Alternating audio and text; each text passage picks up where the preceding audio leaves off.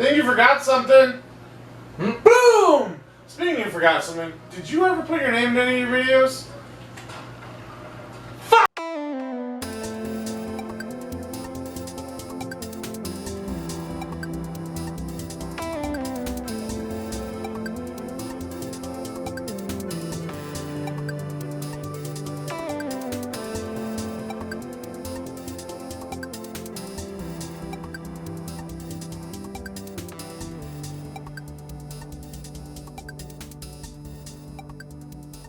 Hello everyone, welcome to the channel. Today we're going to be talking about the main focus of the channel, tabletop RPGs. So I've got a list right here of the top 5 tabletop RPGs that I've always wanted to play.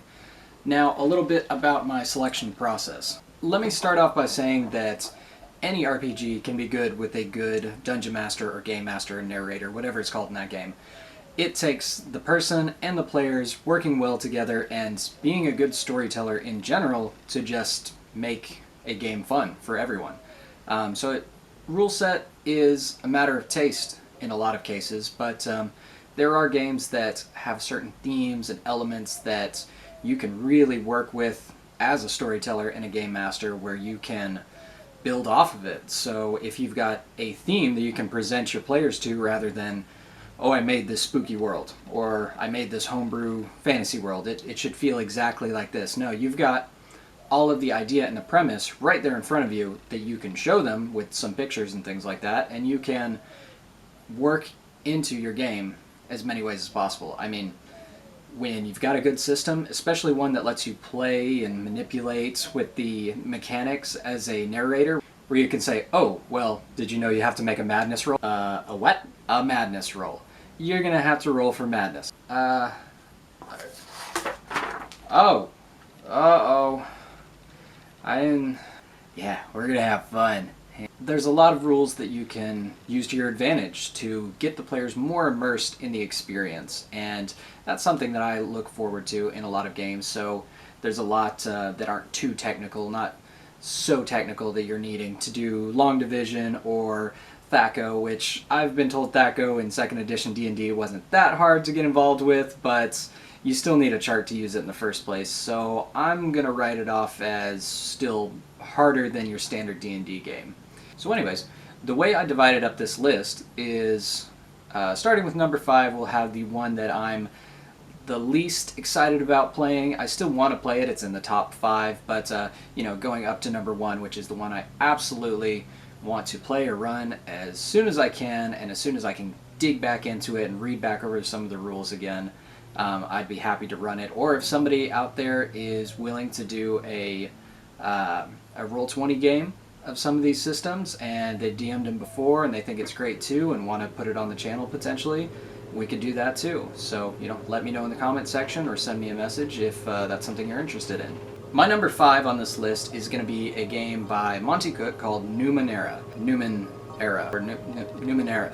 Numenera, known as the Ninth World, is the 9th civilization to come along after 8 other prior civilizations have fallen. They rose up to great technological feats in different areas, so some were medical technology, machinery, even dimensional travel or space travel, and they've collapsed and knowledge has fallen completely to the wayside of how any of this stuff works. So now you have this almost post-apocalyptic civilization that's eking out an existence and finding all of these different artifacts from different eras, and they work in different ways, and they've got nothing left to tell them how it works, or if they do, it's considered rare and important information, almost like a spell book.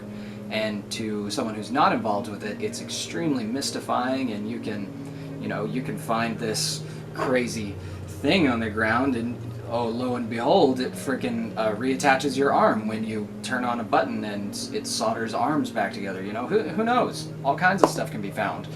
And Numenera is really good at putting those into the player's hands. You can get little gimmicky items that kind of just do small functions that might not seem important at first, but you might find some amazing use for it, all the way up to artifacts and Numenera, which is, your items that you're actually going to say, oh, okay, now I can shoot a laser. That's pretty sick.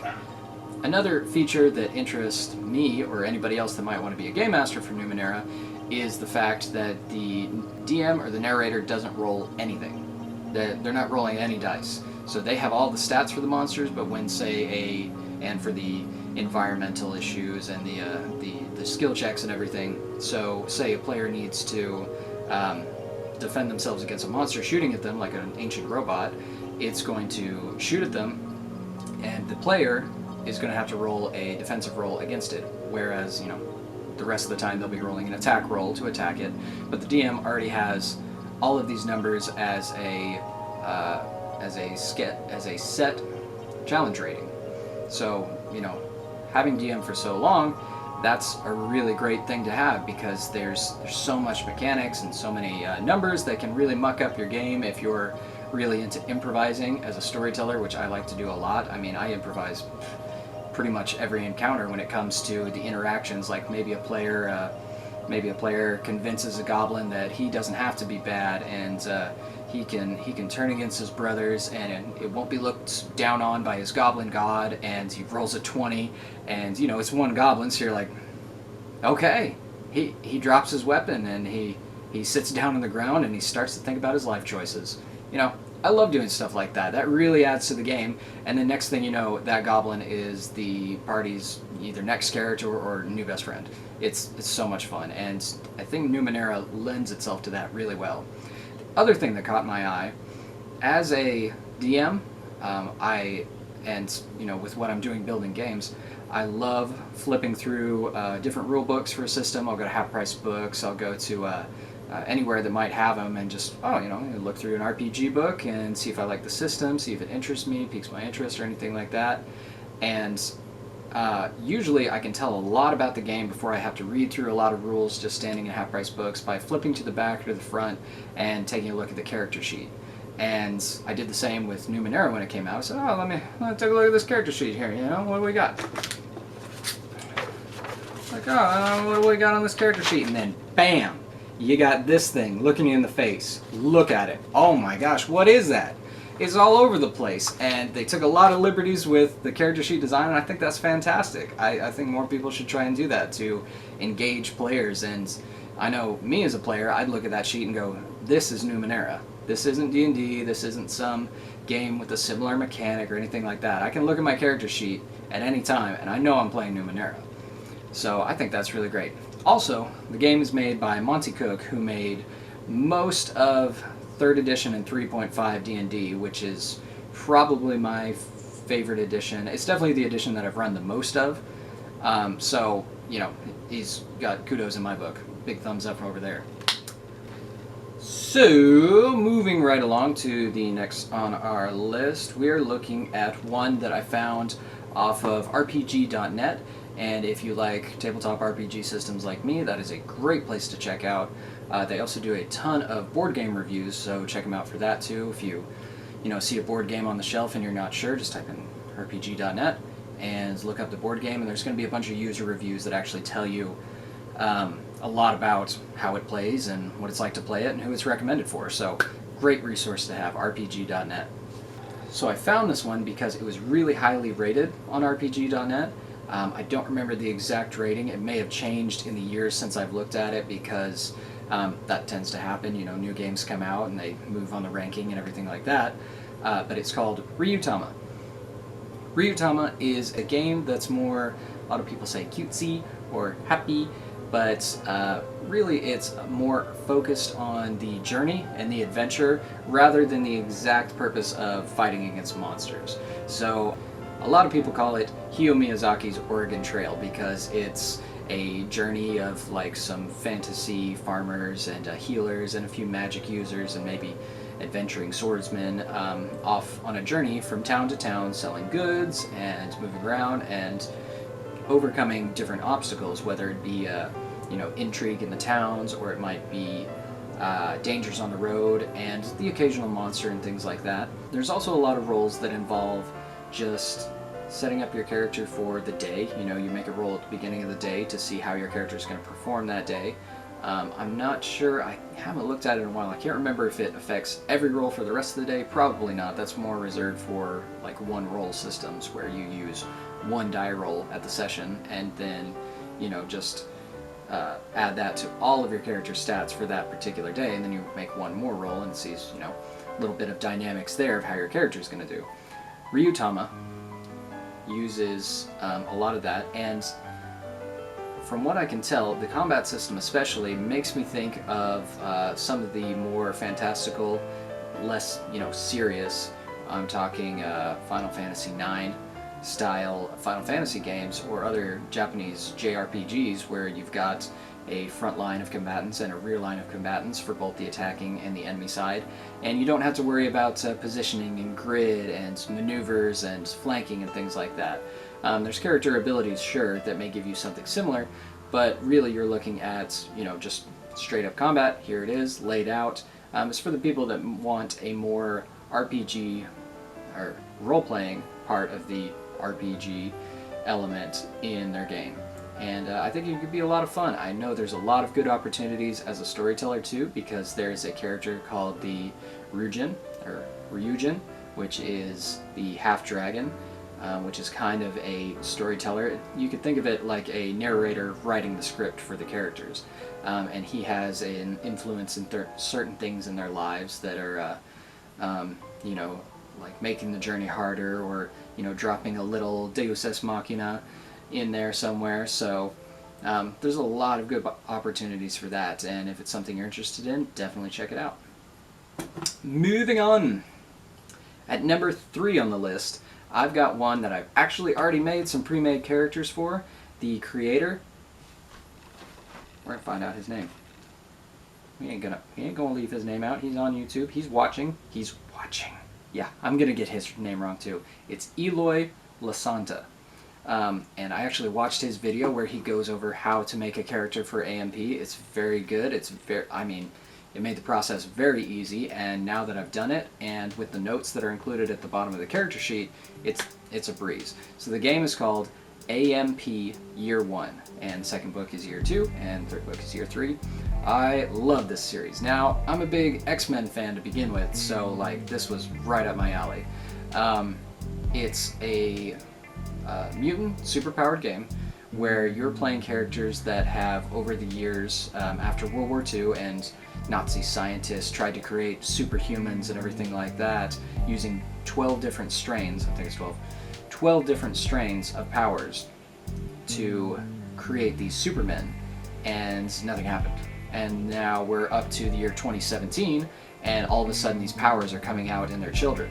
So you've got all of these mutant powers that are suddenly jumping up out of nowhere, and people don't know what to do, and it's causing crises and things like that, and it's very immersive. So the whole front section of the book has a timeline of the year that tells you different events that are coming on basically on the news feed. So as you're playing with your characters and with your players, you can say, okay, it's January 24th on the news, there's this outbreak of fires in Georgia, or on June 27th, a man was seen flying through the sky, stuff like that, all kinds of stuff.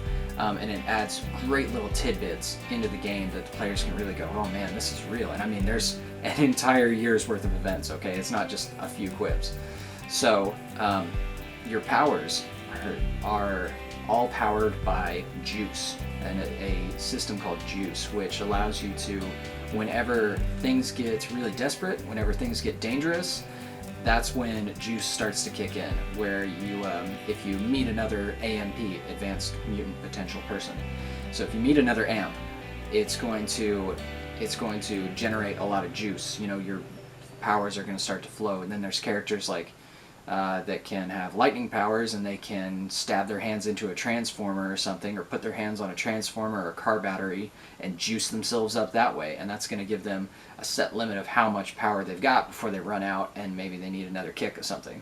So, oh my gosh, the potential there is absolutely huge. You can basically pick up this game and start a new X-Men storyline from the very beginning, with all your own characters, with all your own, there's some organizations in there, some that fight for the rights of mutants, some that think they should be dominant, some that should live underground because they're too grotesque to just fit into normal society. So yeah, very X-Men themes, but with the best possible creative flair put to it.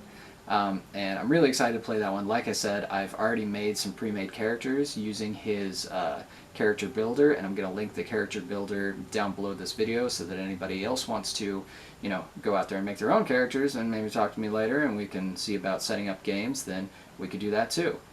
Moving on to my number 2. Okay, just read my notes. Saw what it was.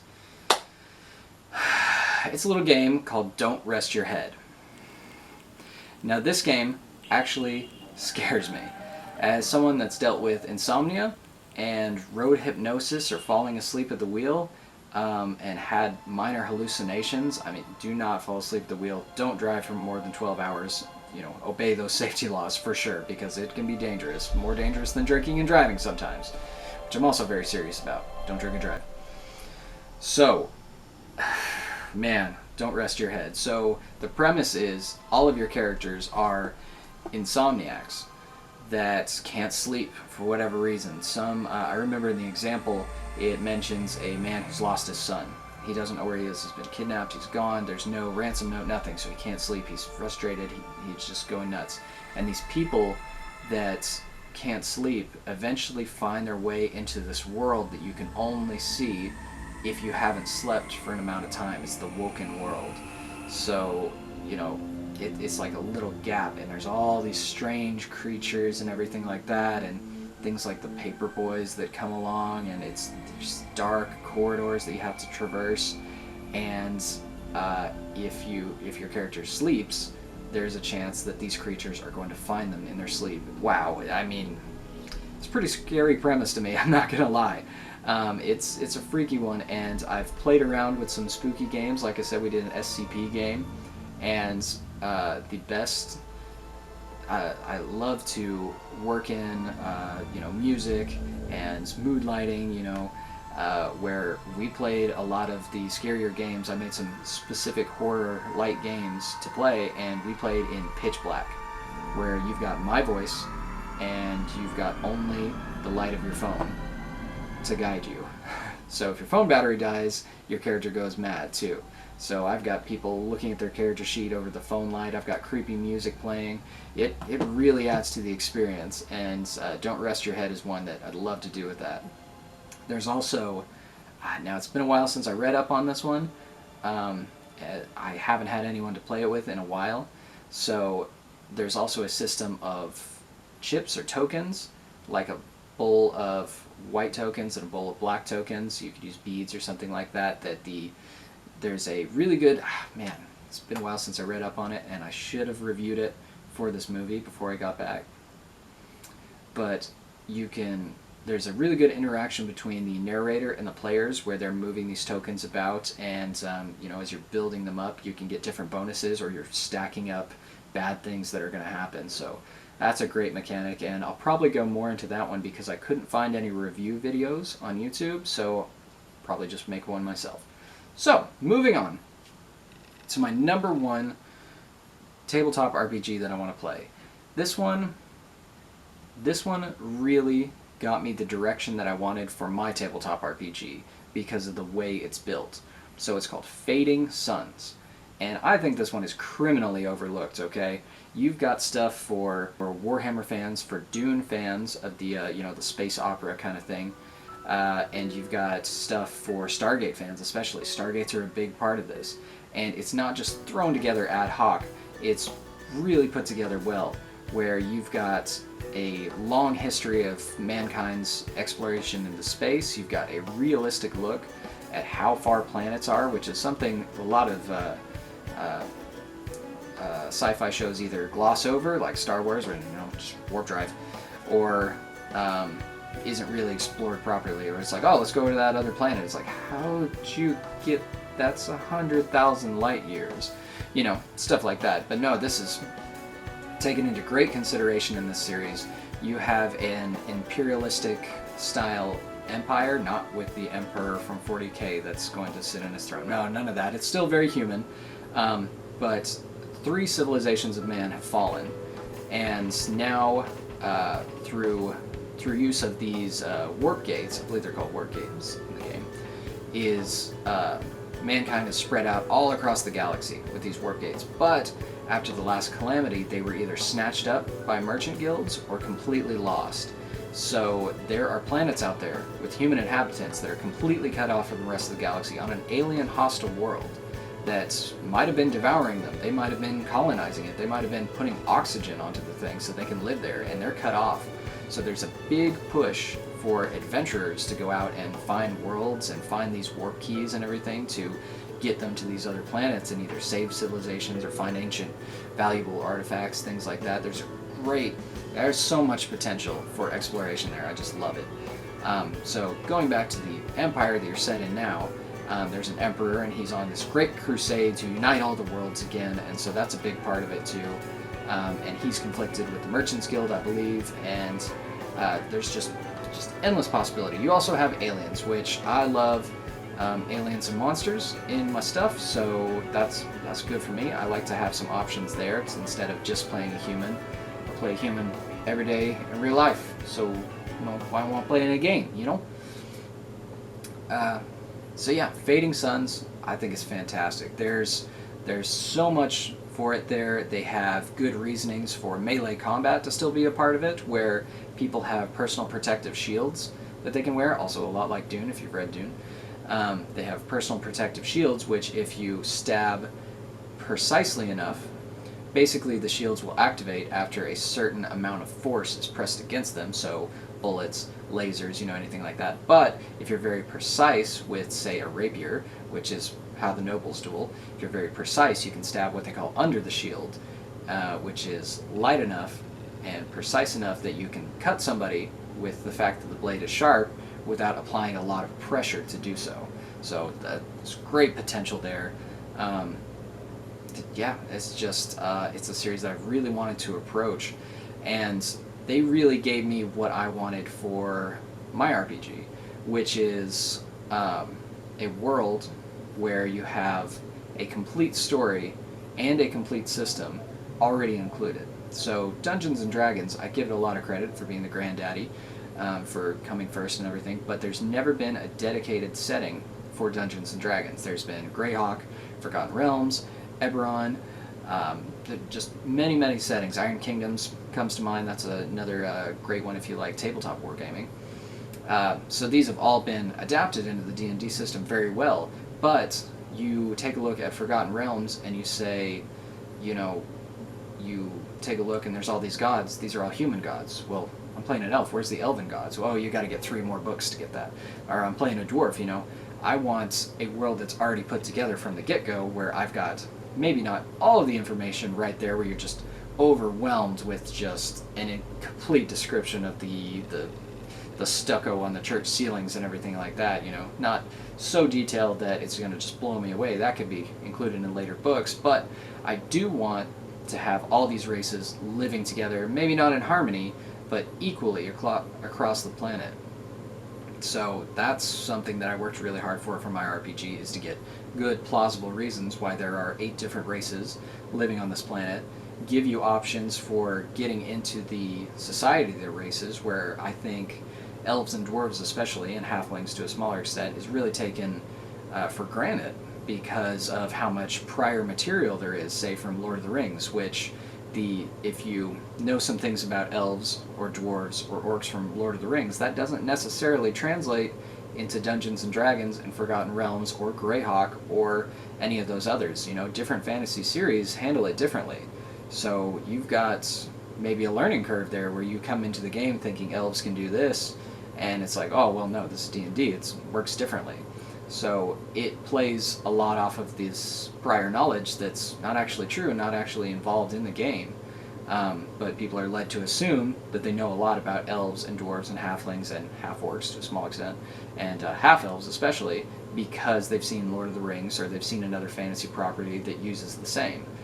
And so with my game, with Morava, we've really worked on getting everything already set. So you've got these 8 races, they live together on the same world. This is a massive world. If we were talking astronomical terms, If we were talking astronomical terms, this is a super Earth. So it's not our Earth, it's much bigger. And you're looking at massive continents and much more room for 8 races to grow up without just, killing one out because they were close by. That proximity is a big part of why certain races and things die out and certain countries fall.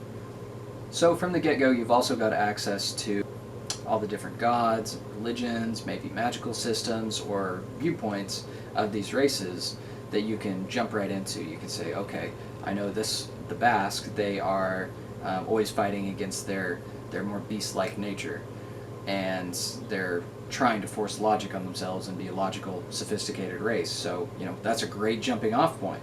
Instead of saying, oh, I know the elves live all of this time and eventually they go back to this other land. As well known in D&D, they don't do that. They did in Lord of the Rings, and that's fantastic story writing, but it doesn't necessarily translate. So when you're looking at my game, when you're looking at Morava, you're going to be looking at a much more complete picture. And in next week's video, we're going to go over the world a little bit more and some more of the system and really just dive into it and try and get our feet wet with it.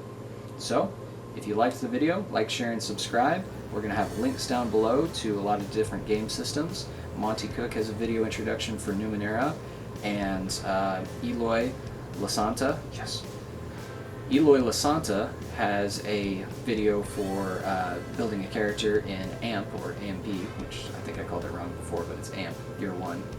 So, yeah, check those out. If you're interested in the Patreon or the Discord, there's going to be links for those below, and we'll see you all in the next video. Bye!